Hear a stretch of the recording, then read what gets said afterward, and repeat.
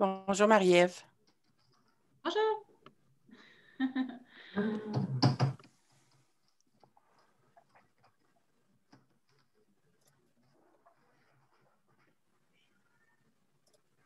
OK, ça continue d'arriver.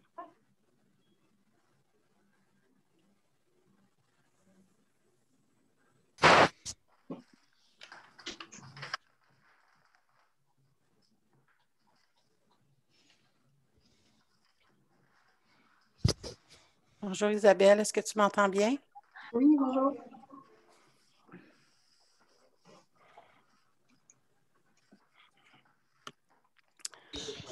Mon chat, est-ce que tu m'entends? Oui, ça sera pas bien long, on fait des petits tests, puis on va s'installer. Pas de problème. On fait toute la même chose.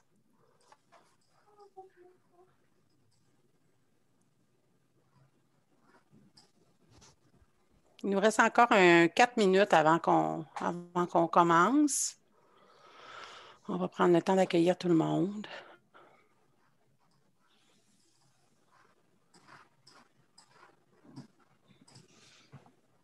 On peut encore l'acheter toutes les Je suis en Renière encore.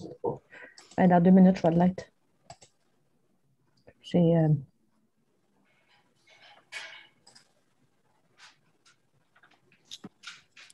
J'ai désactivé ton son Nduma.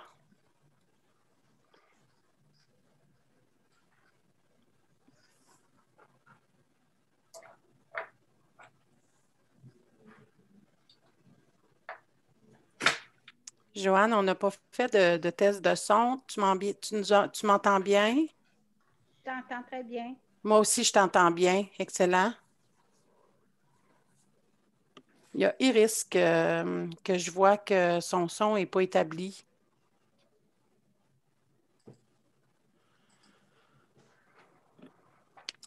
Bonjour Audrey, Bonjour. je t'entends bien.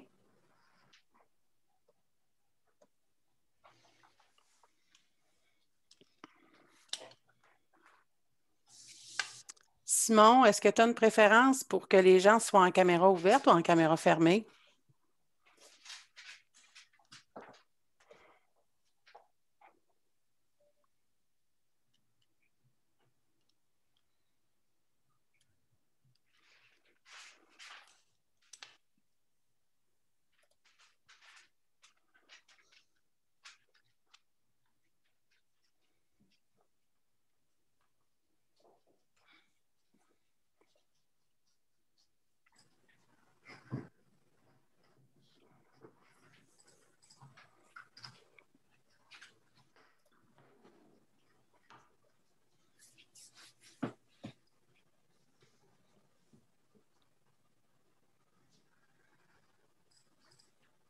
Bonjour Elisabeth.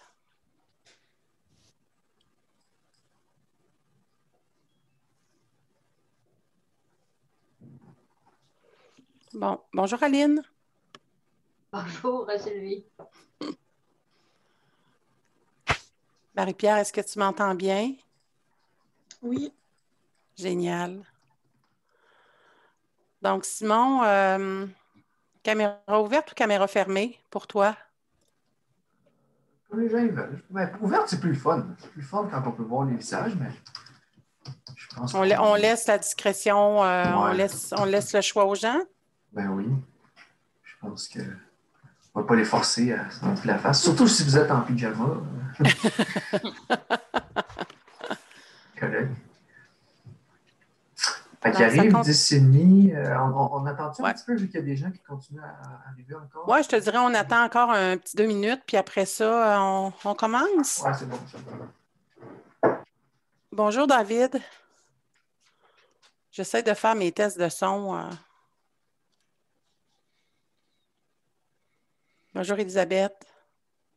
Bonjour, ça va bien? Oui, ça va bien, merci. Contente de me joindre à vous. Oui, bienvenue. J'ai bougé un peu entre mes deux rencontres. Sinon, j'ai les fesses raides. Bonjour teacher. Bonjour. Je sais pas pourquoi ça dit ça. Tu as la possibilité de te renommer si tu veux. Tu peux écrire ton prénom. C'est bizarre, ça. Est-ce que tu sais comment? Oui. Génial. Donc, Simon, on est rendu à 34 personnes.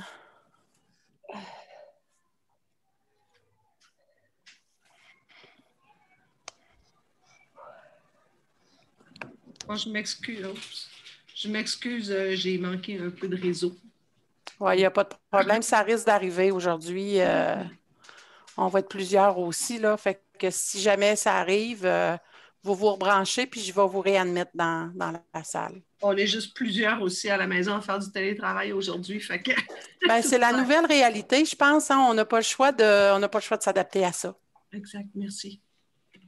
On comprend tout ça. Bonjour, Diane. Bonjour Sylvie.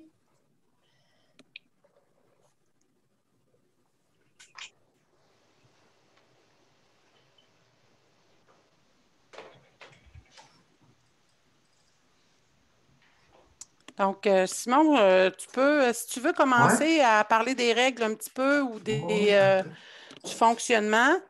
Oui, OK. Good. Alors, bonjour à tous.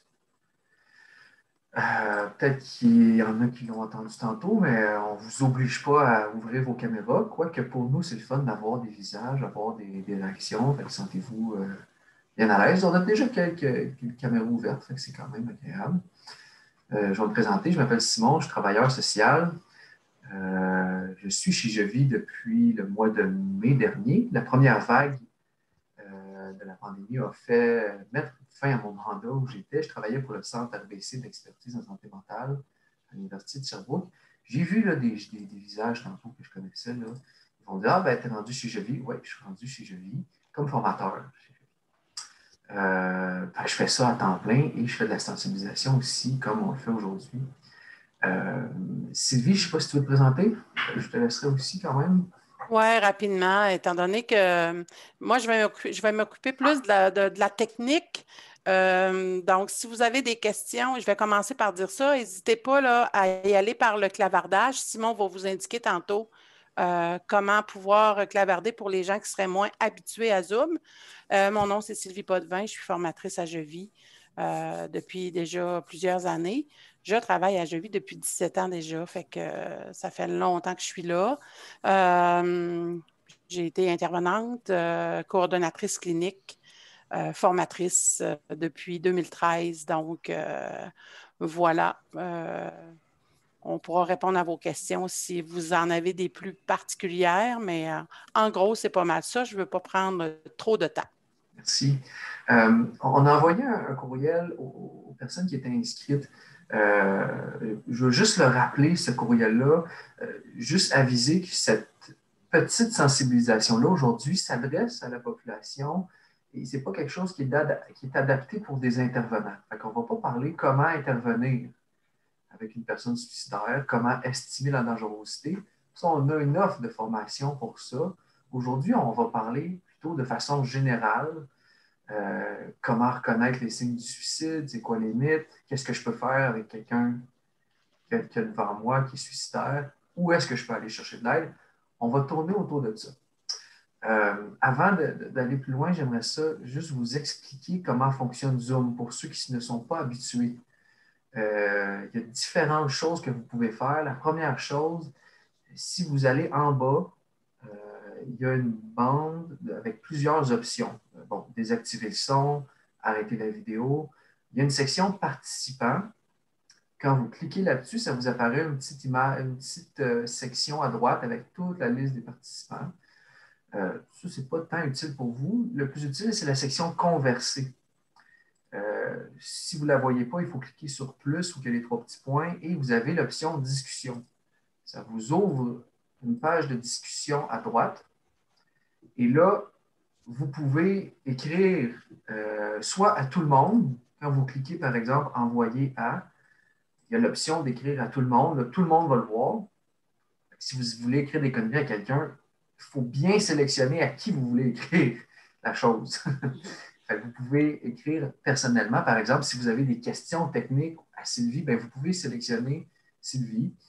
Et si vous avez des questions générales, posez-les aussi à tout le monde. De toute façon, Sylvie, elle, va prendre ça et va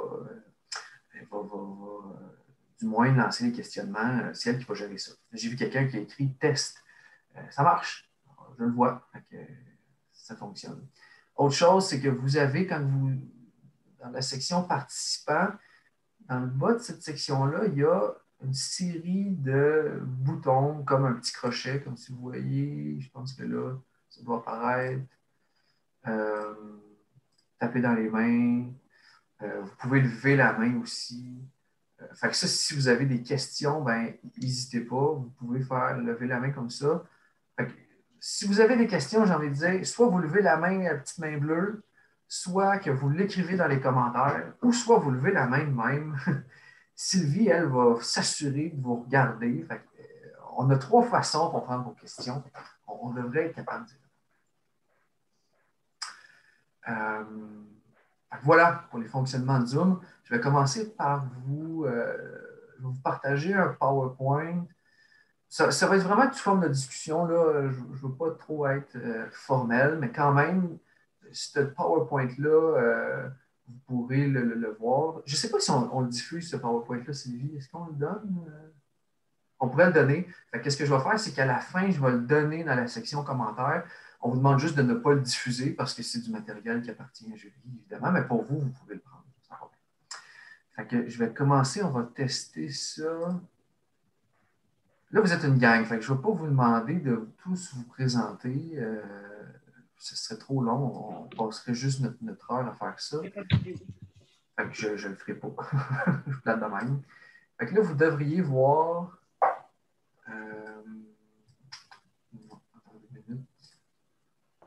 Vous devriez voir mon PowerPoint apparaître. Est-ce que c'est le cas, Sylvie? Je ne t'entends pas, Sylvie. Oui, on le voit. Ça marche? OK, good. Allons-y avant de commencer. Là, juste vous dire que moi, je ne vous vois pas pendant que je partage mon écran. Sylvie vous voit. Fait que s'il y a de quoi, Sylvie, tu m'interromps. Parfait. Petite mise en garde. Hein? On va parler de suicide. Puis le suicide, nous, à Jevie, on est habitué d'en parler de façon très crue et très ouverte. On travaille 40 heures semaine avec des gens qui vivent avec des pensées suicidaires. Donc, on en parle très directement. On ne passe pas par 10 000 chemins pour parler du suicide. Donc, ça se peut que ça réveille certaines choses en vous. Hein? Ça se peut que vous ayez déjà vécu un proche qui est parti par suicide, qui s'est enlevé la vie, qui est mort par suicide, ou que vous-même, vous ayez des idées suicidaires. Je veux juste vous mettre en garde que ça se peut, puis ça va peut-être normal que ça arrive. Sachez que nous, on reste à la fin. On va prendre un 45 minutes, 1 heure pour notre discussion, mais après ça, nous, on reste, moi et Sylvie. Fait que si vous avez des questions, s'il y a des choses qui ont émergé, ben, on sera là pour en prendre soin. Ça sera important d'en parler si ça émerge, du moins si vous avez besoin d'en parler. Nos objectifs aujourd'hui, j'en ai parlé. Mieux comprendre la personne suicidaire, qu'est-ce qu'elle vit, quels sont les indices utiles pour nous aider à prévenir le suicide. On vous donne quelques outils pour vérifier la présence d'idées suicidaires, puis on vous présente nos services chez Jevie. Ça tourne autour de ça, et ça va certainement répondre aux besoins que vous avez nommés quand vous vous êtes inscrit.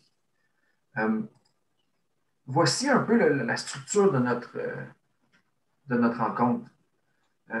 On va commencer par s'intéresser, quand on dit être attentif, à quoi je dois être attentif auprès des personnes autour de moi.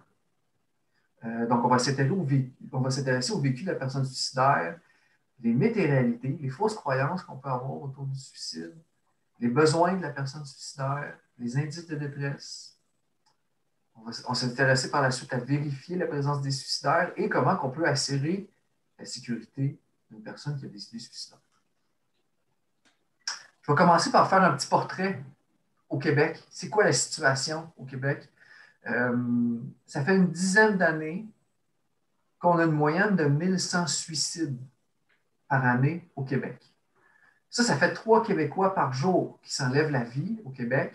En Estrie, C'est une personne par semaine. Et dans les statistiques qu'on a, c'est qu'il y a 3882 hospitalisations par an pour tentative de suicide. Ce n'est pas seulement 1000 personnes qui sont touchées, 1100 personnes qui sont touchées par le suicide, mais bien 3882 personnes chaque année.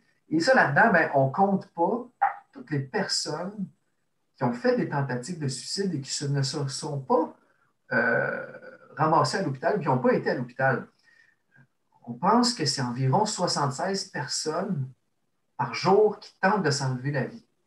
Faisons 76 fois 365 jours, on arrive à quelque chose comme 20 000, me trompes-tu? Ouais, 27 740. Ça, c'est à peu près, là, c'est ce qu'on estime, c'est qu'il y a 27 440 tentatives de suicide par année. Puis il y a une grande partie de ces gens-là qu'on ne sait pas qui sont suicidaires ou qui ont des idées suicidaires.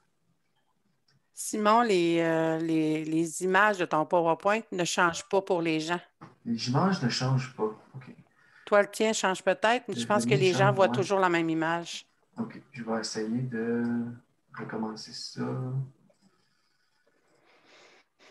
Merci de m'aviser. Je vais repartager.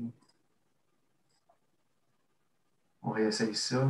Là, vous devriez voir une petite map du Québec. Je tiens juste à dire qu'on entend un bruit de notification aussi. Je ne sais pas de qui ça vient, mais il y a comme je ne sais pas si je suis le seul qui entend ça aussi. Ça doit être moi parce que ça m'indique quand il y a des personnes qui sont admises. OK, c'est bon. Ça, je ne peux pas mettre ça sur mute, mais merci de m'aviser, là, mais bon, je ne peux pas rien faire. Donc là, vous devriez voir une map du Québec. Là. Ça se peut-tu? Ouais. Ouais. Si je descends comme ça, voyez-vous? Moi, en tout cas, je la vois, la carte. OK. Là, vous devriez voir deux petits bonhommes avec des statistiques. Non. Moi, je ne la vois pas. Ah non, hein? Non plus. Ah non, ça, c'est pas drôle, par exemple. En fait, Simon, si je peux me permettre, oui, je crois que le PowerPoint, ce qui se passe, c'est qu'on ne le voit pas parce que ça ne correspond pas à Zoom. Ce qu'il va falloir faire, ce serait juste garder, pas en diaporama, mais juste la page telle qu'elle, malheureusement. C'est juste... Et on va essayer ça, voir. Là, vous devriez pouvoir un PowerPoint. Merci. Oui. Désolée de mon intervention. Mais non, c'est une bonne intervention. Je vais zoomer ça un peu. Fait que si je descends, là, est-ce que vous voyez ça changer? Oui. Ah, voilà, on va y aller comme ça. Fait que je t'ai rendu à dire qu'au Québec, il y a 3 fois plus de suicides chez les hommes comparativement aux femmes. Il y a plusieurs choses qui expliquent ça, ou du moins, on a plusieurs hypothèses concernant ça. La première, c'est que les hommes qui ont un rôle traditionnel. Quand je dis un rôle traditionnel, là, je parle des hommes qui pensent qu'ils doivent répondre à tous les besoins de leur famille, qui doivent s'arranger toutes seuls pour résoudre tous les problèmes, qui doivent tout le temps être bons, qui doivent tout le temps être au top, performants. Quand certains hommes ont cette mentalité-là, ça fait en sorte qu'ils vont moins chercher de l'aide facilement. Ce qui ferait en sorte que les hommes s'enlèvent plus la vie parce qu'ils vont moins chercher d'aide ou qu'ils pensent qu'ils ne peuvent pas aller chercher d'aide. Donc, c'est assez problématique. Puis ça fait des dizaines d'années que c'est comme ça, que ça ne change pas au Québec. On pourrait dire, coudonc, avec l'évolution de la société, c'est moins pire, ça devrait être moins pire. Les hommes devraient plus, il me semble qu'ils parlent plus d'eux, ils sont plus capables de parler d'eux-mêmes. Il y a des études qui ont été faites là-dessus qui nous disent que, oui, les hommes, du moins des nouvelles générations, sont plus capables de parler de leurs émotions, mais ils ne vont pas plus chercher de l'aide quand ils ont des idées suicidaires. Ça fait en sorte que, les hommes se suicident plus. N'hésitez pas à m'interrompre, Sylvie, s'il y a de quoi. J'y vais avec la suite. Intéressons-nous aux signes, justement. Les signes de... être attentif. À quoi je dois être attentif? Et là, je vais partager mon écran sur un nouveau truc. Je vais y aller avec ça ici. Imaginons que, là, vous devriez voir un bonhomme noir. Ça se peut-tu? Oui? Mm-hmm. OK. Imaginons qu'ici, on a une personne suicidaire.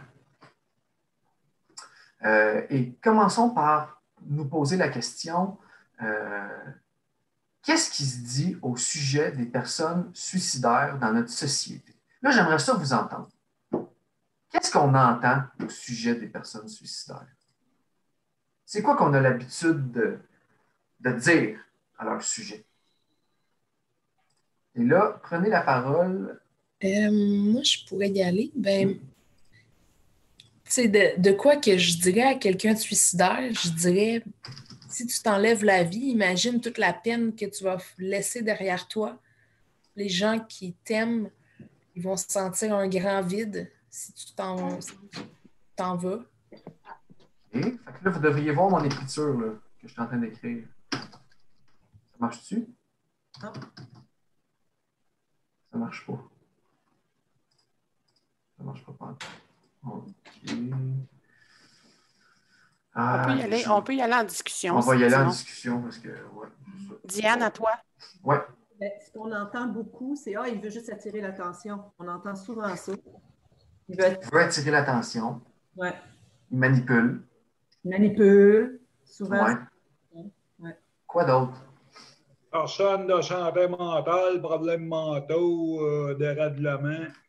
Oui, il y a des problèmes de santé mentale, problèmes mentaux. C'est quelque chose qu'on entend aussi. Ouais. Dépressif, pas capable de se contrôler. Oui. On entend aussi des fois des personnes qui vont dire qu'ils sont lâches, qui sont même courageuses. Des fois, il y en a qui vont dire il est courageux de s'enlever la vie. Les deux extrêmes, autant pas entendre c'est de la lâcheté, autant il y en a qui trouvent que c'est de la glorification et que c'est bien courageux de faire ça. On peut entendre les deux, effectivement. Des personnes qui sont égoïstes aussi. Égoïstes, de t'en aller comme ça. Je vois Alexia, tu as la main levée. Ouais, moi je dirais que c'est aussi des personnes avec beaucoup de problèmes psychologiques, voire crise de panique, qui ont de la misère à gérer leurs émotions. Oui. Effectivement, vraiment, c'est des choses qu'on entend. Ouais. Quoi d'autre qu'on entend? Aline? C'est des personnes qui passent un très, très mauvais moment depuis peut-être un certain temps. Ça va pas bien depuis longtemps. Ça va pas bien, puis ils ne voient pas la fin du tunnel. Oui. Là, j'entends des gens qui parlent en même temps. Juste faire attention. Attendez, il faut fermer son micro à la personne qui parle. C'est fermé. OK. Je vois Amandine, tu as la main levée. Les personnes qui ont dit qu'elles ne réalisent pas tout le bonheur, toute la chance qu'elles ont, ou que leur vie est réussie et qu'on ne comprend pas pourquoi elles se suicident. Tu es inconscient ou inconsciente, du moins, de qu'est-ce qu'il y a, les beautés qu'il y a dans sa vie. Qu'il n'y a pas de raison qu'elles aillent mal. En fait. Il n'y a pas de raison qu'elle aille mal. Je vois quelqu'un qui écrit un commentaire, il choisit la solution facile, manque de courage. Autre chose qu'on entend? Pas mal ça. Si je vous demande maintenant, qu'est-ce que les personnes suicidaires ils se disent eux-mêmes dans leur tête? C'est quoi leur pensée par rapport à leur situation? J'en vaux pas la peine. J'en vaux pas la peine. Alexia? Qu'il n'y a rien à faire, que je vais rester chez nous, puis ça va passer, mais que ça ne va pas passer nécessairement. Moi, ce que je dirais dans ce cas-là, c'est va voir un médecin, tu sais, va consulter, essayer de comprendre ce qui ne va pas, puis après ça, on verra, mais il y a des gens qui ne veulent pas faire l'effort d'aller voir les ressources. Puis ça, je trouve ça plate. Je trouve ça triste. Oui, effectivement. Diane? Souvent, ce qu'on entend, c'est qu'il n'y a pas d'autre solution. Il n'y a pas d'issue. C'est la seule chose qui me reste à faire. La seule chose, c'est ça. Il faut un autre. Oui. Je vois quelqu'un en commentaire qui écrit que les autres seraient mieux sans moi. Oui, c'est des choses qu'on entend. J'en peux plus. Je suis rendu au bout du rouleau. Il n'y a plus rien à faire. Oui, ça m'a remarqué la phrase de Dalida, pardonnez-moi, la vie me c'est insupportable, je l'ai entendu de suicider, la vie est trop insupportable, je ne peux plus supporter la vie. Je ne peux plus supporter la vie. Oui, vraiment. On entend souvent ça aussi. les personnes vont dire qu'ils sont malades, qu'il n'y a rien à faire, que ça ne va pas passer, que ça va toujours rester de même, que ça ne changera pas, qu'ils ne méritent pas de l'aide. Une personne qui va vouloir s'isoler, effectivement. Je vais te débarrasser des autres, il serait mieux sans moi. Effectivement, c'est des choses que la personne suicidaire peut se dire. Il faudrait peut-être que la personne aussi, au niveau existentiel, peut trouver qu'il n'y a pas de sens à ce qu'elle fait ou à ce qu'elle est. Ça ne fait plus de sens, tout ça. C'est terrible. Là. Il n'y a plus rien à faire. Si je vous dis, qu'est-ce qu'elle ressent, la personne suicidaire? Si on s'intéresse, mettons, au niveau du... Si j'avais le petit bonhomme là, noir, là, je vous porterais l'attention au niveau de son corps. Qu'est-ce qu'elle ressent dans son corps? La solitude. Solitude, ouais. Quoi d'autre? Oui, Elisabeth. La détresse. Détresse, effectivement. La culpabilité. Culpabilité. Une Désespoir. J'ai entendu deux choses, désespoir, tristesse. Désespoir. Oui. Des Vraiment. remords. Comment? Des remords sur les erreurs passées. Ben oui, remords. Diane. Regret. Un grand vide. Un vide intérieur. Oui, vide intérieur. Alexia. Une grande angoisse. Angoisse. Une angoisse, puis un traumatisme passé. Oui. Là, je vous vois des choses aussi écrites, hein? Pas de connexion avec les autres, incompréhension, de la honte de ne pas être normal, cœur qui se contracte, boule dans la gorge. Hein, ça ressemble à de l'anxiété, ça aussi. Hein? Au ventre, crise répétitive, remords, impuissance. Ça en est un aussi. Du rejet. Rejet, tristesse. Là, je vois qu'il y a un commentaire qui dit « Si la décision est prise, elle peut se sentir mieux et libérée. Si le plan est fait, est-ce que ça se peut? » Bien, c'est quelque chose qu'on entend. C'est une bonne question. Dans notre jargon là, d'intervenant, on appelle ça de la rémission spontanée. Fait que le fait d'avoir pris la décision de dire ben, telle date, je vais m'enlever la vie, j'arrête de souffrir, bien, ça l'enlève un poids. Pour un humain, c'est souffrant de savoir l'incertitude. Hein? Je vous donne un exemple avec la pandémie. Là. On ne sait pas quand ça va finir, c'est incertain. Maudit que ça nous fait souffrir. Maudit que ça nous tourne dans la tête et que c'est pas facile. Bien, imaginez quelqu'un qui ressent toutes sortes d'émotions, comme que vous avez nommé, qui a toutes sortes de pensées dans sa tête et qui se dit, et qui ne sait pas quand que ça va arrêter cette souffrance-là. Bien, c'est pas facile. Fait que de décider le moment où la personne va s'enlever la vie, oui, ça l'apporte une libération parce qu'elle se dit, ben, à ce moment-là, je vais arrêter de souffrir. Diane, tu as la main levée. Est-ce que tu veux t'exprimer? Je pense que non. Excuse-moi, je n'ai pas enlevé le... Pas de trouble. Okay. Voilà. OK. Je vois souffrance, grande fatigue, épuisement. Effectivement, c'est toutes des choses que la personne suicidaire peut ressentir. Puis là, je vous demande, si on se prend un pas de recul, là, puis qu'on s'imagine là, ce bonhomme-là là, que j'avais tantôt, que je vous ai sorti, il a la tête pleine de choses, la personne se dit plein de choses par rapport à elle-même, elle ressent plein de choses, et la société dit plein de choses par rapport à cette personne-là. C'est quoi le premier constat qu'on pourrait en faire? C'est quoi la première chose qui nous frappe à l'esprit?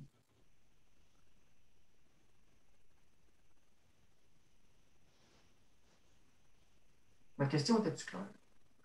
Oui, je dirais peut-être qu'il y a une grosse part de responsabilité qui est mise sur la personne.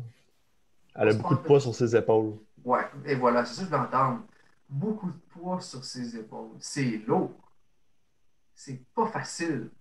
La personne suicidaire n'est pas différente non plus d'un citoyen de la société. Ça veut dire que la personne, tout ce qui se dit sur la personne suicidaire, est au courant de ça. Il est lâche, il est courageux, il est égoïste. Ça rajoute encore plus de poids sur ses épaules. Et tout ça fait en sorte que la personne peut avoir plus de difficultés à en parler ou à demander de l'aide. De par la honte d'avoir ce poids-là sur les épaules, de par la honte de tout ce qui se dit à son sujet. Donc, c'est très pesant. il faut qu'on s'intéresse du moins aux signes d'une personne suicidaire pour l'aider, aller la rejoindre, pour lui donner un coup de main à en parler un peu plus. Et ça m'emmène, on avance un peu dans notre compréhension du suicide. Je repartage mon écran et là, je veux qu'on parle des... Je ne la partagerai pas, on va y aller comme ça. Excusez-moi. Ça, c'est les joies de Zoom, là. Si je vous dis, justement, il faut être lâche ou courageux pour se suicider. Qu'est-ce que vous pensez de ça? Qu'est-ce qui vous vient à l'esprit? Je crois qu'il faut être courageux pour s'enlever la vie parce que ça implique plein de problématiques. Le traumatisme que ça va faire pour la personne qui va découvrir le corps de la personne décédée. Puis toute la paperasse que ça l'amène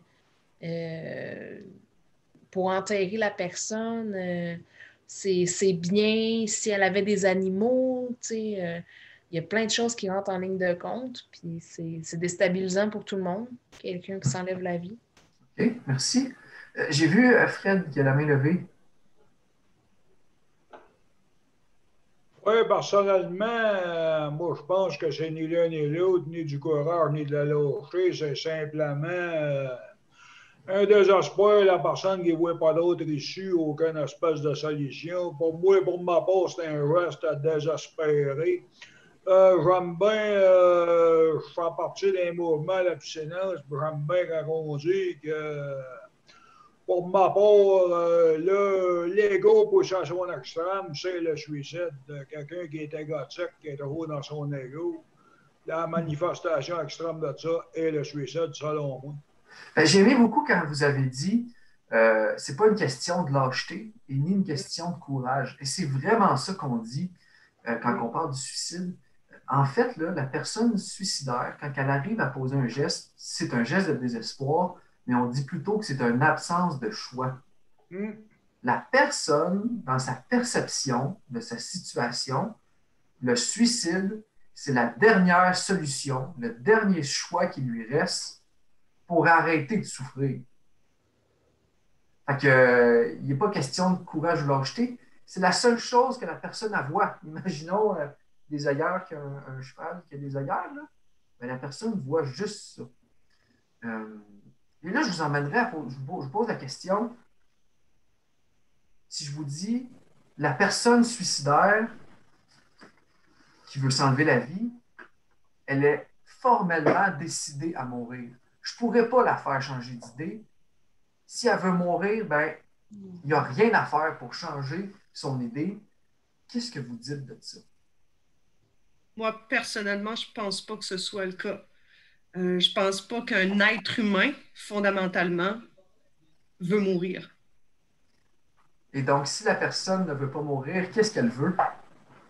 Un cri à l'aide.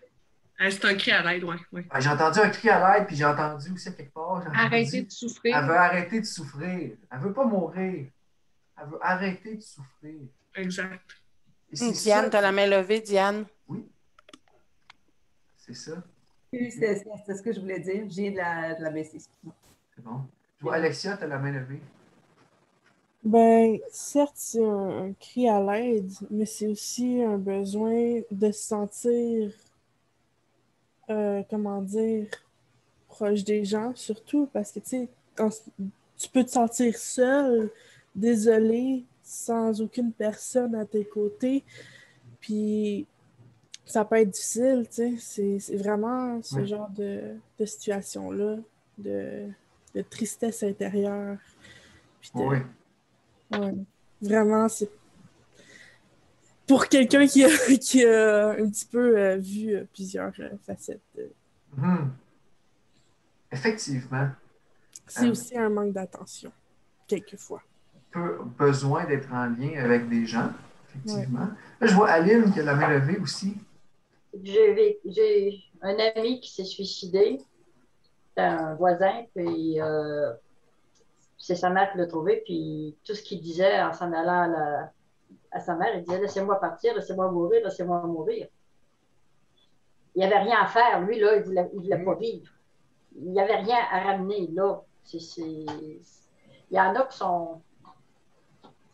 sont désespérés à ce point-là, qu'ils ne peuvent pas voir le beau côté de la vie. C'est sûr qu'au moment où on prend une décision pareille, on ne voit rien. Tout est noir, on ne voit rien.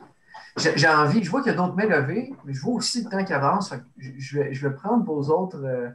Vous pourrez intervenir plus tard. Je vais vous conter une petite histoire, une brève analogie. Vous avez tous déjà fait un feu de foyer ou un feu de camp en camping, un feu à l'extérieur. On fait le feu, on va se coucher, le feu, la braise descend, il y a de la cendre. Le matin, première réaction quand on voit le feu, on se dit « Ah, il est mort, le feu, il est fini. Hein? » Mais est-tu vraiment mort, le feu? Moi, je vois des noms. Il est rarement mort, le feu. Quand on tasse la cendre un peu, puis qu'on fouille, on va trouver des petits tisons. Hein? Il y en a qui sont plus gros, il y en a qui sont plus petits, mais il reste de la vie au feu. Puis si je donne de l'oxygène, si je donne des brindilles, bien, il va reprendre. Hein? Mais c'est à peu près ça avec les personnes suicidaires. Vous avez dit, Aline, il y en a, lui, à la fin, il voulait juste mourir.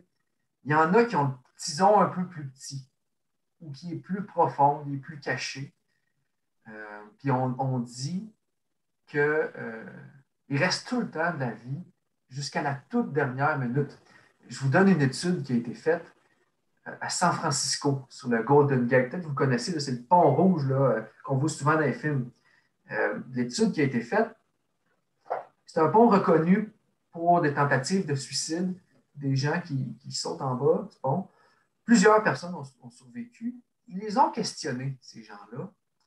Et la majorité des personnes, je pense que c'était 98%, disaient regretter d'avoir sauté pendant la chute. Pendant la chute, ils connectaient au petit tison qui restait. Il était peut-être plus caché, mais il était encore là.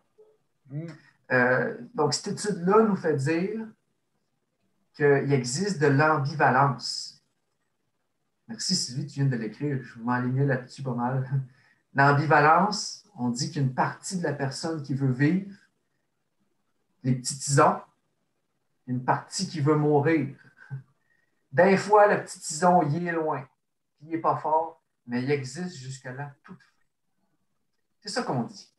Là, j'ai envie de vous relancer sur un autre mythe, que les personnes suicidaires sont manipulatrices et ils cherchent de l'attention. Qu'est-ce que vous dites à ce sujet-là? Moi, j'ai une histoire de manipulation sur le suicide. Là. J'avais un ex qui était alcoolique et il voulait avoir mon attention, puis je trouvais qu'il cherchait mon attention, mais pas de la bonne façon. Puis moi, je l'ai ignoré. Puis là, il est allé sur le bord de la fenêtre, puis j'ai essayé de tirer pour essayer de le remettre à l'intérieur, mais il est tombé. C'était pas ce qu'il voulait, mais moi, ma réaction, ça a été de descendre les escaliers, de l'envoyer chier comme du pot pourri, puis d'appeler les ambulances. Parce que je trouvais ça stupide, puis il regrettait d'avoir fait ça, mais il avait fait ça juste pour attirer mon attention, puis de la manipulation. Là. OK. J'aimerais ça entendre d'autres personnes. Je vois Fred qui a la main levée.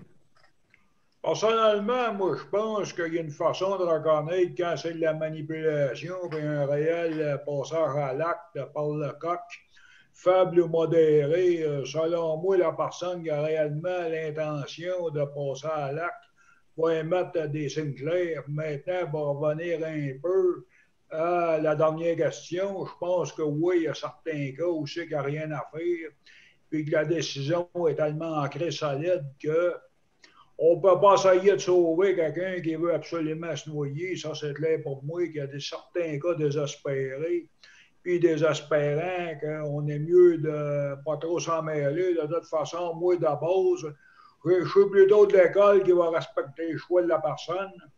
Mais quelqu'un qui va faire un appel à l'aide, il va être clair, puis c'est autre chose que de la manipulation. D'après moi, c'est clair. Merci. J'aimerais ça reprendre. Je vais reprendre l'exemple d'Iris. Je trouve ça un exemple intéressant. En fait, la personne, elle a demandé de l'aide. Hein? C'était sa façon de demander de l'aide, de dire Hey, je souffre. Il y a de quoi qui ne va pas bien. C'est pas la meilleure façon de demander de l'aide. Effectivement, que c'est très maladroit. On n'encourage pas ça. Par contre, on veut prendre au sérieux la souffrance de la personne. Si quelqu'un nous dit qu'elle a des idées suicidaires, puis qu'on se dit qu'elle nous manipule ou elle veut de l'attention, le risque, c'est de l'ignorer. Ben là, tu as l'exemple Iris vraiment intéressant qui dit ben, j'essaie de l'ignorer, mais il a fait un geste, ou du moins, il a passé proche de faire un geste pour me prouver qu'il avait besoin d'aide. C'est ça le risque. C'est si j'hésite, si j'ignore la personne, ou si je fais comme si de rien n'était, ben, le risque, c'est qu'elle pose un geste pour me convaincre qu'elle ne va pas bien.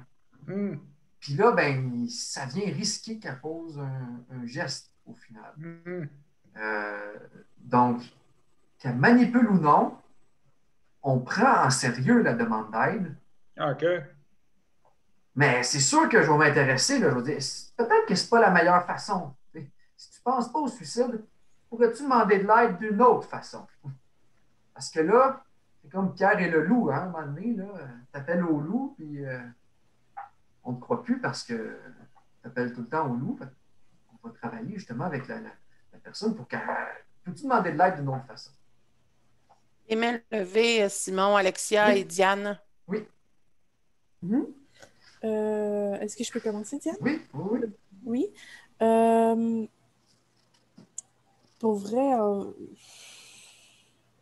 c'est quoi déjà qu'on parlait? Je m'excuse, ça m'a genre... Je t'ai écouté en même temps, puis fait que j'ai comme un petit peu perdu le fil. On parlait du fait que les personnes suicidaires, le mythe, qui dit que les personnes suicidaires manipulent ou attirent de l'attention. Je viens de retrouver ce que je voulais dire. Tu sais, il y a des fois des gens qui arrivent qui disent ouais, mais c'est ta faute. Il y a des gens qui arrivent qui genre, ils mettent l'emphase sur le fait que t'es un des soucis, t'es une des personnes qui est en problématique dans tout ça. Tu m'as pas donné assez d'amour, tu m'as pas donné assez de présence, puis là, j'ai plus envie de me forcer à être là, alors que, tu sais, toi, tu m'ignores, alors que c'est juste comme, tu peux pas nécessairement être toujours 24 heures sur 24 en appel avec quelqu'un, ça, c'est prouvé. Tu sais, il y a des responsabilités, il y a des choses qu'on doit faire dans la vie de tous les jours, puis c'est un petit peu ce genre de truc-là que je trouve que c'est de la manipulation, c'est de la demande de, comment dire, d'attention plus qu'autre chose. Je dis pas que tout le monde est une personne qui a besoin d'attention ou qui est manipulateur, mais il y a sur certains cas que c'est pas mal ce qui se passe. Moi, j'ai envie de dire, si quelqu'un te parle comme ça, te dit c'est ta faute ou c'est de ta faute si je veux m'enlever la vie, j'ai envie de dire, je vais dire quelque chose de très cru, là, qui ne plaira peut-être pas à tout le monde, mais la responsabilité de vivre appartient à la personne. Ouais. Ma responsabilité de vivre à moi, elle m'appartient à moi. C'est pas aux autres de me rendre heureux. Cependant, si quelqu'un me dit c'est de ta faute si je veux m'enlever la vie, ben, je vais l'inviter à aller chercher de l'aide. Ben, c'est pas mal que j'ai fait. Voilà. C'est bon. Je vois d'autres mains levées. Je vois Diane qui a la main levée. Ah, oui. Ben, en fait, ça fait du pouce beaucoup sur ce que tu as expliqué, Simon. C'est que, oui, on voit la manipulation des fois, on se dit, mon Dieu, elle est en train de me manipuler gros comme le bras, mais au-delà de ça, moi, je dis, il y a un besoin. Puis la personne, la manipulation, c'est un moyen simplement qu'il soit adéquat au fond, c'est le moyen qu'elle a à sa portée pour exprimer son besoin, qui est un besoin d'aide, qui est un besoin d'attention, qui est un besoin de tous les besoins qui valent. La manipulation, là, c'est vieux comme le monde. Là. Oui. On manipule quand on est enfant, nos parents nous manipulent, on manipule nos parents. Ça fait partie de l'humain, c'est une façon d'aller chercher, avoir réponse à son besoin. Fait que effectivement, que si on s'arrête juste au fait, elle me manipule, puis je m'en occupe pas, bon, là, il y a le risque qu'elle pose un geste. Ben, je peux m'en occuper, puis je peux dire, demande donc de l'aide différemment. On résume ça très brièvement. Je prends une dernière intervention, puis après ça, je vais continuer. Je vois mon chat qui a la main levée. Salut, je m'appelle Denis. C'était moi qui ai écrit le premier commentaire. OK, salut, Denis. Puis, je voulais juste dire, pour répondre aux questions du début, moi, au moment que j'étais suicidaire dans ma vie, je ne me cherchais pas vraiment à me finir la vie. Je cherchais une raison de vivre. Puis, heureusement, je les ai trouvés à chaque fois. Ah ouais, hein? Quand on dit qu'il y a un tison qui reste en dedans, là, ben toi, tu les as trouvés, tes tisons. Qui t'a permis de rester en vie. Merci pour ton commentaire. Je vais poursuivre. Il y aurait d'autres mythes, mais je vois le temps qui avance. On a dit quand même 1 heure, fait que j'ai le souci de continuer pour vous étirer ça éternellement. Au pire, si vous avez des questions, vous resterez à la fin. On va pouvoir certainement y répondre, moi puis c'est. Fait que je repartage mon PowerPoint. Là. Vous devriez voir mes réalités. C'est ça que vous voyez? Non. Pas pour l'instant. Non. OK, je recommence. Là, qu'est-ce que ça dit? Là, ouais. Si je descends, est-ce que vous voyez qu'est-ce qui suit? Oui. OK, parfait. Fait que si on résume là, le vécu de la personne suicidaire, là, si on résume notre discussion qu'on a eue jusqu'à date, là, la personne suicidaire, elle pense que personne ne peut l'aider. D'où pourquoi, en fait, elle ne va pas souvent demander de l'aide. Elle pense qu'elle vaut rien, qu'elle ne vaut pas la peine d'être aidée, qu'on ne peut pas l'aider, ou du moins qu'elle ne vaut pas la peine, elle ne mérite pas d'avoir une meilleure vie. Et surtout, qu'est-ce qui fait que la souffrance est intolérable, c'est qu'elle perçoit que cette situation ne changera jamais. Elle va souffrir comme ça toute sa vie. Alors que, si on regarde la passée de la personne, pour un humain, c'est impossible de tout le temps mal aller. Il y a sûrement des moments qui ont été moins pires à quelque part. Si je continue, je vous parle quelque chose d'un petit peu plus théorique là, ici. Là. Je vous parle des facteurs associés au suicide. Le but ici, là, c'est d'illustrer que le suicide, ce n'est pas dû à seulement une chose. Le suicide, c'est multifactoriel. Il y a plusieurs facteurs qui font en sorte qu'une personne va penser à s'enlever la vie.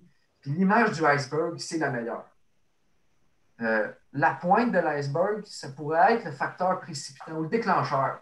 On dit, sa blonde l'a laissé, il s'est tué à cause de ça. Il est arrivé le COVID, il a perdu sa job, il s'est enlevé la vie. Sa blonde est morte. Je donne plein d'exemples de situations qui pourraient arriver, qui pourraient déclencher un suicide. Il a perdu de l'argent. Fait que ça, c'est souvent, on pense que c'est ça la cause. On pense que c'est ce déclencheur-là qui fait que la personne s'est enlevée la vie, mais quand on regarde plus profondément, comme l'iceberg, on se rend compte qu'il y a d'autres choses en dessous. Puis ces autres choses-là sont bien importantes. Quand on parle des facteurs prédisposants, bien là, ici, on parle de l'histoire de la vie de la personne. Déjà, au Québec, si tu n'es qu'un garçon, on l'a vu, tu es 3 fois plus à risque de passer à l'acte, de par notre culture, que l'homme doit être parfait, il doit répondre aux besoins de sa famille, il doit ramener l'argent à la maison, il doit à la fois trouver des solutions, mais en même temps, il doit être doux avec sa conjointe, ça doit être un homme rose. Bon, déjà ça en partant, ça peut être dans quelle famille il tombe. On est-tu dans une famille où c'est encouragé de parler des émotions ou c'est pas encouragé? Y a-tu de l'abus? Y a-tu de l'inceste? Ben, ça, c'est la pointe en dessous de l'iceberg. Si je continue, facteurs contribuants, bien ça, on parle des choses, des facteurs qui augmentent les risques. Ça, vous en avez parlé tantôt. La santé mentale, l'anxiété, la dépendance à certaines substances. Je pense aux jeunes qui sont dans les centres jeunesse. C'est pas facile. Ça augmente le risque, puis ça fait que, c'est quand on arrive à un élément déclencheur qui est important, par exemple, je pense aux jeunes dans le centre jeunesse, à 13 ans, tu vas être en centre jeunesse jusqu'à 18 ans, ça peut venir déclencher, puis venir faire poser un geste suicidaire, mais c'est pas juste ça le déclencheur, c'est tout ça, tout l'iceberg qu'il faut qu'on se rappelle. Quand on essaie de trouver la cause qui fait que quelqu'un s'est enlevé la vie, ben on a tort de faire ça parce que il y en a plein de causes, puis c'est bien difficile de mettre le doigt dessus. Là, je dis ça, mais il y a des bonnes nouvelles. Il y a un petit soleil dans le coin de l'image. Puis ça, c'est nos facteurs de protection. Ça veut dire, même si j'ai tout ça, si j'ai un iceberg gros de même, il y a des choses qui peuvent aider ou qui peuvent protéger quelqu'un de poser un geste suicidaire. Les voici. Qu'est-ce qu'on voit qui fait que quelqu'un qui aide une personne, du moins, à ne pas poser de geste ou à rester en vie? Un réseau social, on le sait, là. On le voit l'impact avec la COVID. C'est pas facile, on ne peut pas voir notre monde, on ne peut pas voir notre monde qu'on aime. Ben, avoir du monde qu'on aime et que c'est soutenant, ça nous protège. Avoir de l'aide avec qui on peut parler, soit des professionnels, des médecins ou des gens qui nous comprennent, qui peuvent nous écouter, nous entendre, c'est protégeant.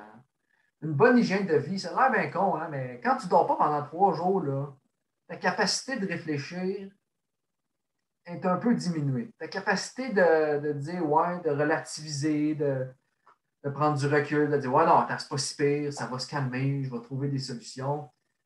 Tu sais, quand dormir, manger, c'est pas mal la base, ben, si ça, c'est pas répondu, ça augmente les risques. Bien répondre à ça, ça fait qu'effectivement, on va mieux.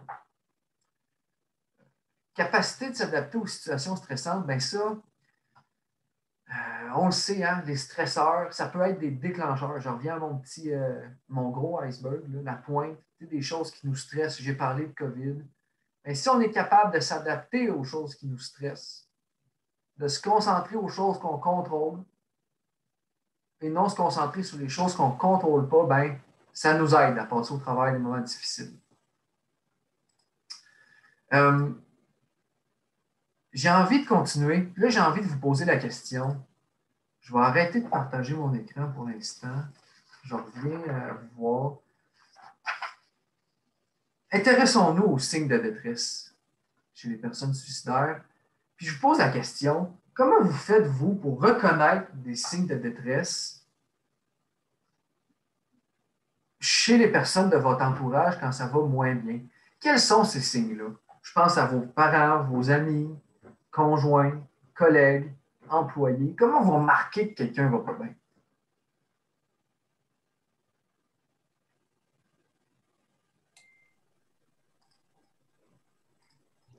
Des signes de fatigue, d'épuisement. La personne est plus impatiente. Elle peut même avoir des excès de colère. Oui, excès de colère, changement d'humeur, oui. Maison des jeunes de Quaticook, j'ai vu, je ne sais pas si tu as applaudi ou si tu voulais lever la main. C'était une tentative de lever la main. Désolé si j'ai mis l'applaudissement. En gros, les personnes dans ton entourage, si sont dans ton entourage, tu les connais. Fait que c'est de remarquer les différences, I guess, par rapport à comment ils sont d'habitude. Si c'est des gens enjoués, si c'est des gens qui voient le positif d'habitude, puis là, soudainement, ils sont apathiques un peu, ils manquent de joie de vivre. Ben là, tu te rends compte qu'il y a de quoi qui ne marche pas. Fait que c'est vraiment, j'imagine, de constater les différences par rapport aux habitudes. Oui, changement de comportement qu'on dit. Changement par rapport à l'habitude. Tout changement par rapport à l'habitude, c'est un signe qui passe de quoi? Qui se passe de quoi? Marie-Ève? Des signes de tristesse, un peu, là, de la mélancolie. Des petites phrases aussi, là, comme envoyer de même, là, comme je suis plus capable, ça va toujours. Je suis toujours dans le même bateau, puis c'est tout le temps pareil. Voilà. Oui, vraiment. On parle de messages indirects. Fred, qui a la main levée.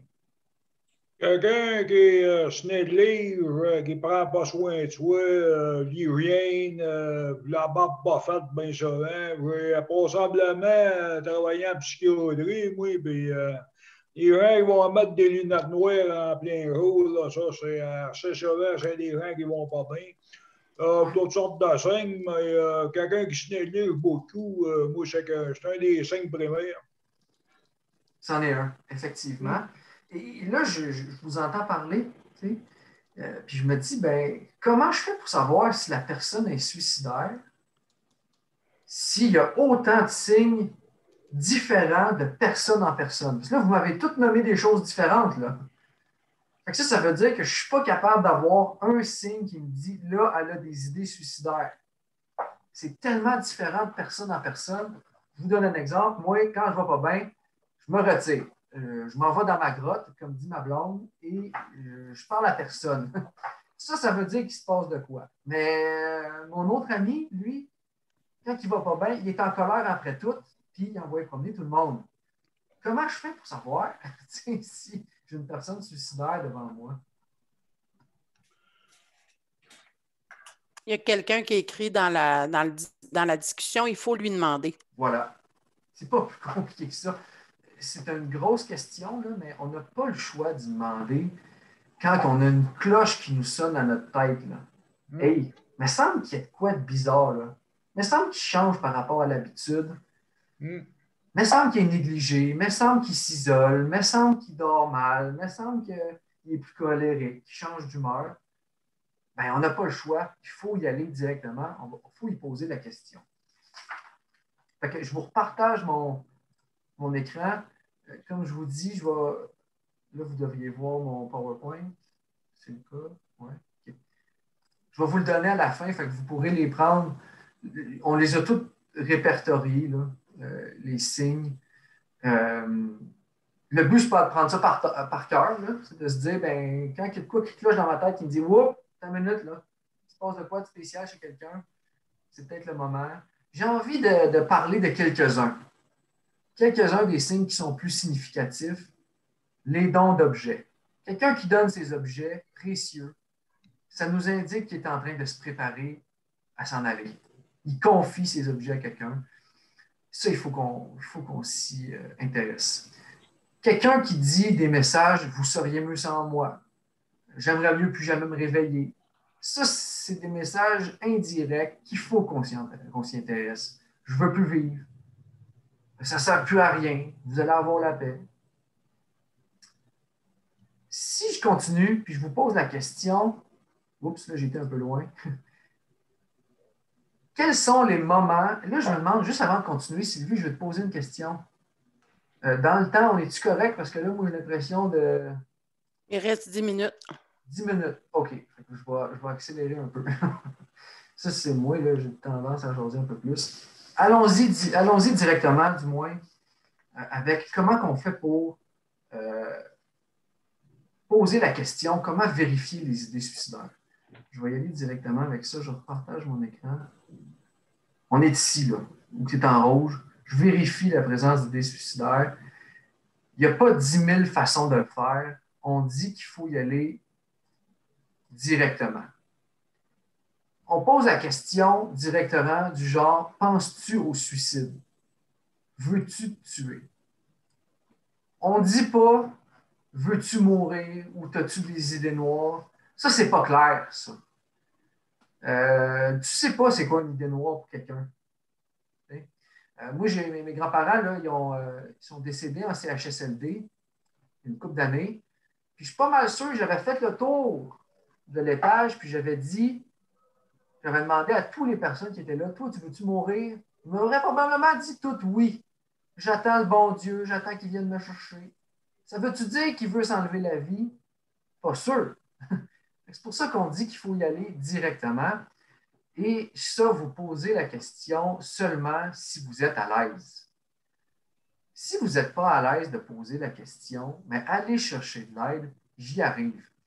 Si vous êtes mal à l'aise de poser la question, puis vous essayez quand même, bien, ça se peut que vous allez foirer, puis ça se peut que la personne ne se sente pas à l'aise, puis qu'elle ne veuille pas vous en parler. Donc, on dit, n'hésitez pas à aller chercher de l'aide. Vous voyez ici, là. Qu'est-ce que je fais si la personne suicidaire ne pense pas au suicide, mais quand même, il y a des indices de détresse, hein, comme on a dit, qui m'indiquent qu'elle ne va pas bien. Qu'est-ce que je fais? Bien là, le moment, c'est de l'encourager à aller chercher de l'aide. du genre. Puis là, si elle résiste, il y en a qui ne veulent pas aller chercher de l'aide.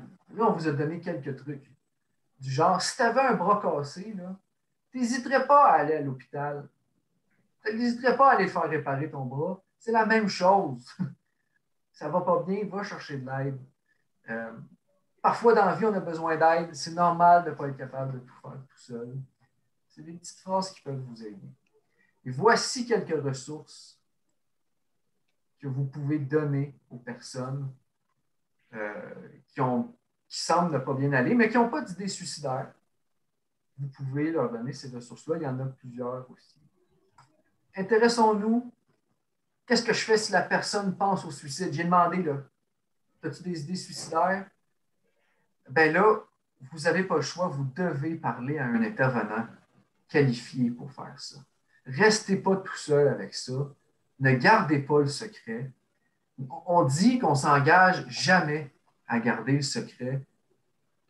Quand quelqu'un nous dit avoir des idées suicidaires, vous ne pouvez pas porter ça sur vos épaules tout seul. Fait que là, quand on dit référer chez Je Vis, ben, appelez-nous directement chez Je Vis. Oups, là, je viens de changer. Nous, il y a tout le temps un intervenant sur la ligne qui est disponible entre 8h30 et 4h30, qui va prendre l'information que vous avez et qui va contacter la personne. Donc, n'hésitez pas. Puis, en cas d'urgence, la personne est sur le point de faire un geste suicidaire. Là, je pense à toi, Iris, tu m'as dit qu'il était sur le bord de la fenêtre. Mais là, on n'y est pas, on appelle la police. Il n'y a pas rien d'autre à faire, là, c'est trop dangereux. On appelle la police. Simon, j'aimerais peut-être ajouter, pour rassurer certaines personnes. Oui. Tu sais, quand vous nous appelez pour nous parler de quelqu'un pour qui vous êtes inquiet, là, de quelqu'un qui vous inquiète dans votre entourage, c'est sûr que nos intervenants vont vouloir vraiment entrer en contact avec la personne qui vit de la détresse. Si vous ne voulez pas être identifié, on va respecter votre anonymat. Ça veut dire qu'on va quand même contacter la personne, mais on vous nommera pas. Donc, tu sais, si jamais des fois vous avez peur que la personne soit fâchée contre vous, vous ne voulez vraiment pas que la personne soit au courant que c'est vous qui avez communiqué avec nous, on va respecter ça. On va appeler la personne en crise ou en détresse et on va lui dire qu'il y a quelqu'un dans son entourage qui nous a appelés, qui s'inquiète pour lui, mais on ne vous nommera pas. Donc, soyez sans crainte. C'est sûr que ça complique le travail des intervenants parce qu'il y a de l'information des fois qu'on ne peut pas dévoiler. Si vous avez donné de l'information très précise et que ça pourrait amener l'autre personne à vous identifier, on va faire attention à ce qu'on dit. C'est pour ça que des fois, on est limité dans l'intervention qu'on peut faire. Fait que je tiens quand même à vous rassurer à ce sujet-là. Là, je vois que Fred a la main levée, ou c'est peut-être une vieille main levée. Oui, j'aurais juste un questionnement par rapport à la loi P38. Moi, on m'a dit que l'advenant un coq, on pouvait appeler directement la police. Il y en a d'autres qui me disent que c'est seulement des interventions au niveau de la santé mentale. Y a-t-il des précisions à prendre au niveau de la P38 ou ben non, on vous appelle lorsqu'il y a seulement un doute ou la loi P38 peut s'appliquer dans tous les cas? La loi P38, c'est des intervenants, dont les intervenants de Je Vis, qui peuvent appliquer ça. OK. C'est une loi qui dit qu'on peut forcer quelqu'un à aller à l'hôpital si elle est dangereuse pour elle-même ou pour quelqu'un d'autre. OK. Et ça prend une évaluation très complète. C'est pas seulement Moi, comme citoyen, je ne peux pas appliquer la loi P38? Non, il faut appeler les policiers ou appeler chez Je Vis. OK, merci. Je m'inquiète pour telle personne, elle dit qu'elle veut s'enlever la vie demain. Il faudrait lui parler. Là, il y a quelqu'un qui va lui parler et qui va s'occuper de voir si on applique cette loi-là. Peu importe qu'il y ait un coq ou non. Oui. Peu importe vos inquiétudes, il y a un intervenant qui va s'y intéresser. Ça répond à ma question, merci. C'est bon. Je vais terminer on avait dit jusqu'à 11h30, fait que j'ai le souci de terminer. Vous pourrez rester si vous avez des questions. Je vais vous envoyer ce PowerPoint-là. Voici les 2 ressources principales pour transmettre l'information en lien avec quelqu'un qui est suicidaire, nous, chez Je Vis, on est là de 8h30 à 4h30. Il y a tout le temps un intervenant qui va vous répondre. Il n'y a pas de liste d'attente. Tout de suite, il y a quelqu'un qui va soit prendre le temps pour vous et qui va appeler un proche si vous êtes inquiet. Et le soir et les fins de semaine, notre ligne, elle est basculée à 1866 appel. Cette ligne-là ici, c'est une ligne provinciale de prévention du suicide. Donc, il y a un intervenant qui vous répond à tout moment, qui va prendre le temps avec vous de voir si vous avez des idées suicidaires ou si un proche a des idées suicidaires. Je vais conclure là-dessus parce que je veux respecter notre engagement. Je vais arrêter mon partage et je vais vous partager dans la conversation mon fichier avec mon document, en fait. Et j'aimerais ça, laisser le temps. Si vous avez des questions, si vous avez des précisions, c'est la première fois qu'on faisait ça. Hein, fait que là, j'ai parlé de plus de choses au début parce que, bon, on n'est pas encore ajusté à un type de présentation en personne. Fait qu'allez-y, c'est le moment. Là, moi et Sylvie, on reste pour vous écouter. Puis là, je vais vous partager le PowerPoint là, pendant que... Il y a une question qui vient d'apparaître. Est-ce qu'on se déplace pour rencontrer les personnes? Bien sûr. On va toujours tenter une première intervention au niveau du téléphone quand c'est possible. Si jamais on se rend compte que ça ne fonctionne pas, la personne n'a pas de téléphone, ben oui, on va se déplacer pour faire les rencontres avec les gens. Ou on va inviter les gens à venir au bureau, bien sûr. Charles? Oui, j'ai une question par rapport aux statistiques plus, là. Par exemple, on sait que c'est majoritairement des hommes, mais est-ce qu'on sait aussi dans la pyramide d'âge s'il y a disons, un âge qui est plus courant pour les suicides? Ou... Oui, tu as bien raison. Donc, la tranche d'âge où les taux de suicide sont les plus élevés. Là, on se souvient, hein, quand on parle d'un taux de suicide, c'est qu'il y a eu décès par suicide. Là. Ouais. On ne parle pas de gens qui ont tenté de le faire. Ça ne parle pas des gens qui ont eu des idées suicidaires.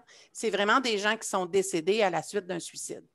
Donc, dans les statistiques, la tranche d'âge, autant chez les hommes et chez les femmes, c'est la même tranche d'âge, c'est les 50-64 ans. C'est ces âges-là où les taux de suicide sont les plus élevés.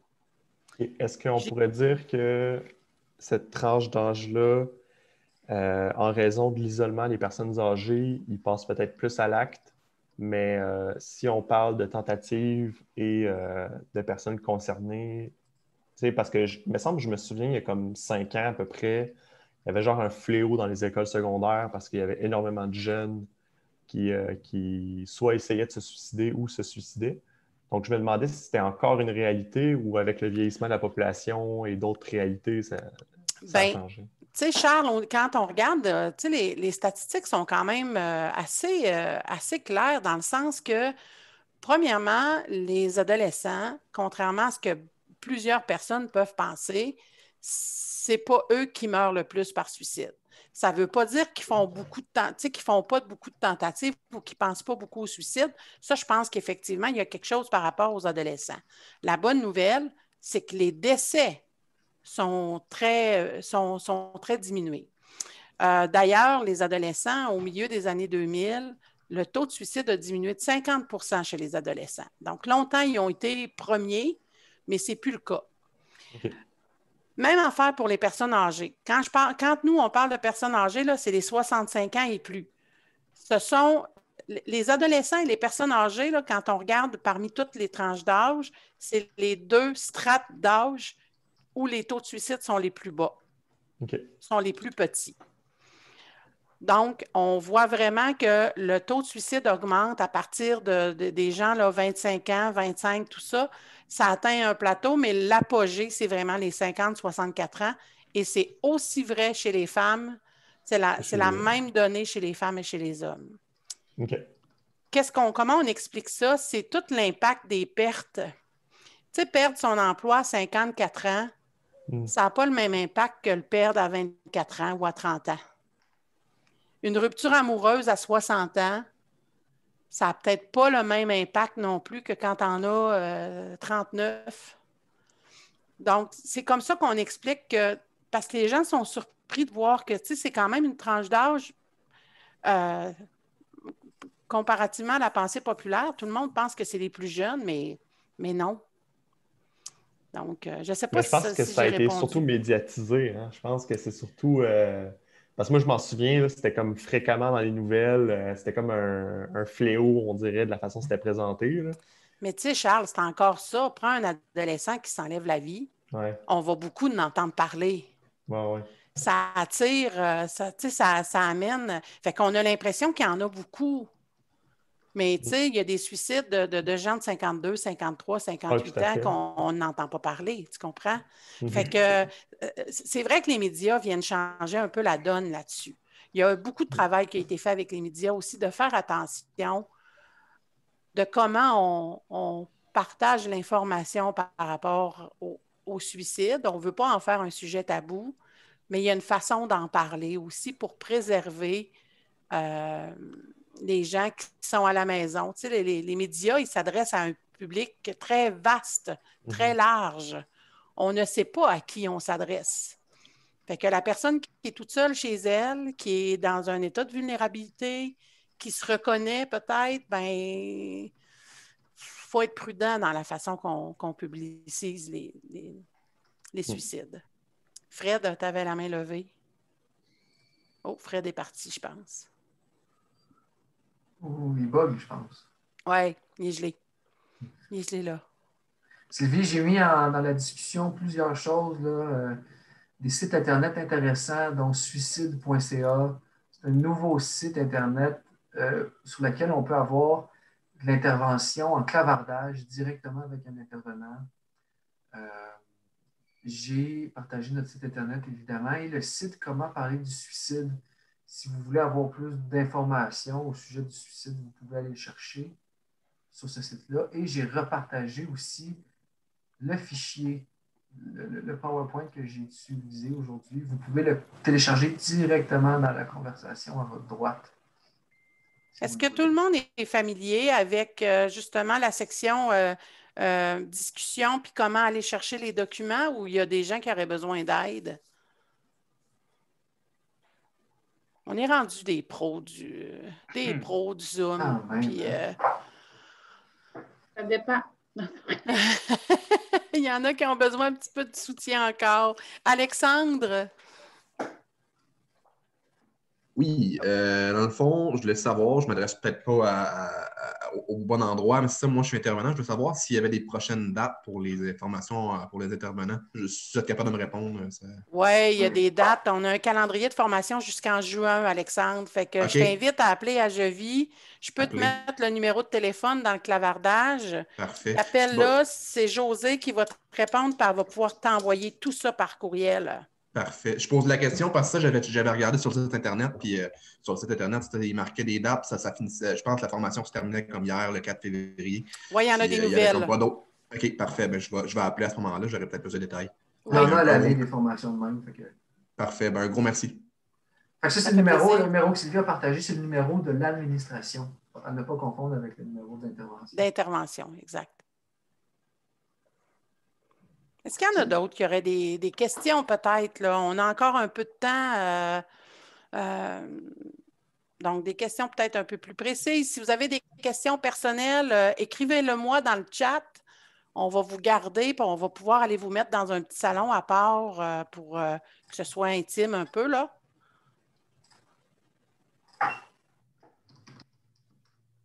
Donc, Myriam, merci, Simon, d'avoir répondu à Myriam. Moi, je vais vous laisser. Merci beaucoup pour votre présentation. Merci, Charles. Merci. Au revoir. Merci beaucoup. On le sait que ça a été très, très rapide. Là. Simon l'a dit, c'est une première expérience. On va s'ajuster. N'hésitez pas des fois à nous écrire. Je sais que vous aviez écrit des besoins, des questions, mais si vous avez des sujets aussi que vous aimeriez qu'on fasse quelque chose, on est ouvert à ça.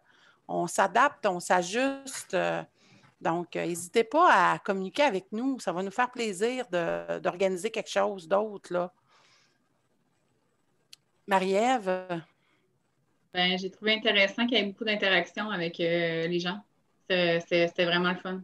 Tu sais, on s'est aperçu peut-être qu'à 45, c'était peut-être un peu trop. Peut-être qu'on aurait intérêt à faire des fois plusieurs petites séances, mais avec un nombre de personnes plus limité pour donner la chance à tout le monde de pouvoir s'exprimer. Moi, c'est un peu ce que j'ai noté.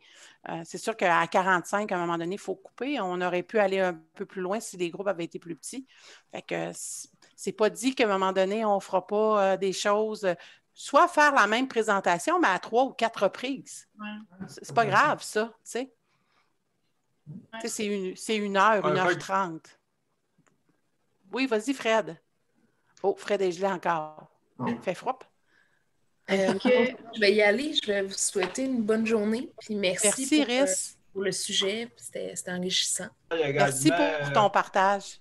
Merci. Fred, oui, à toi? Oui, OK, merci. Merci. C'était pour dire que c'est une problématique qui est vaste. Ça fait un bon survol de la problématique. On ne peut pas faire le tour en 1h30. Mais je me permets de vous faire la suggestion de faire la formation sentinelle comme ça en ligne parce qu'avec la COVID, c'est un peu plus difficile de bouger. Fait que je pense que ça pourrait aider des gens à faire. Des gens qui l'ont jamais suivi, non, mais des gens comme moi qui l'ont déjà suivi, qui ont juste besoin d'un refresh, ça pourrait être bon de le faire en ligne comme ça. Fait que je vous suggère. Oui, je prends ça en note. Simon et moi, on est des formateurs sentinelles. Fait que effectivement, il y en a des dates qui s'en viennent, là, c'est en présence, mais pour le rafraîchissement, je tiens ça en note, Fred. C'est une bonne proposition. J'ai bien bonne interaction avec tout le monde. Merci à tous et au plaisir. Merci, Fred. Bye. Salut. Donc. Je vais vous laisser moi aussi. Merci tout plein. Merci, Diane. Merci, bye bye. Bonne fin de journée. Bonne fin de journée. Donc, est-ce qu'il restait des questions? S'il n'y a plus de questions, on vous souhaite une belle fin de journée. Bien, peut-être une petite, dans le fond, je suis intervenante avec Diane, là, on est dans le même, on est les deux intervenantes du même groupe au Carrefour Jeunesse Emploi. Puis on fait des animations les vendredis matin, entre autres là, avec nos jeunes, puis il y en avait une couple qui sont venus, dont Myriam Grenier qui est encore là. Puis je voulais savoir si vous offrez ces genres de formation-là, mais à des plus petits groupes. Là, on est 7-8 jeunes adultes, là, dans le fond. Là. Fait que les vendredis matins, on invite des fois des organismes à venir parler d'un sujet. Alors, je ne sais pas si vous pouvez faire ça. On est déjà allé en présentiel au Carrefour Jeunesse Emploi à Sherbrooke. Là, avec la COVID, tu sais, là, j'ai l'impression qu'on risque de passer en zone orange prochainement. Ça risque de changer un peu la donne. Si vous avez une préférence pour le... Mais on les fait en Zoom en ce moment, nos ateliers. C'est très faisable. Oui, c'est possible. C'est plus au niveau de notre disponibilité. On a des calendriers quand même assez chargés. Si tu veux ça pour dans les prochaines semaines, c'est sûr qu'on va te dire non, mais si tu veux avoir ça un peu plus loin, oui, il est possible de faire la demande. Dans le PowerPoint que j'ai mis, là, à la fin, il y a nos adresses courriels. Présentement, c'est moi qui suis en charge. Fait que tu peux m'écrire directement, puis on regarde ensemble, on se met un moment à l'heure. J'ai gardé le PowerPoint dans nos documents, là, dans la section intervention suicide. Fait que je vais regarder ça. Moi, je pars en congé, là, mais ça va être... je vais dire ça à Diane. Super. Merci. Merci. Beaucoup. Merci, Myriam, d'avoir été là. Donc, Lynn, Marilyn, Myriam, est-ce que vous aviez d'autres questions?